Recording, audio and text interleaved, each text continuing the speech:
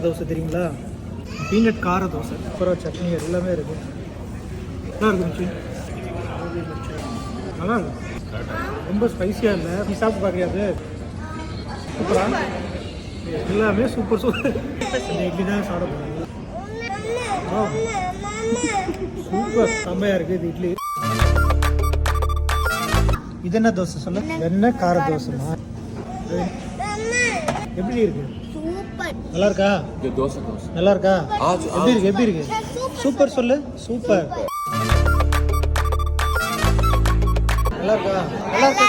எப்படிமா இருக்கு? நல்லா இருக்கா? சாப்பாடு எப்படி இருக்கு? சூப்பரா இருக்கா?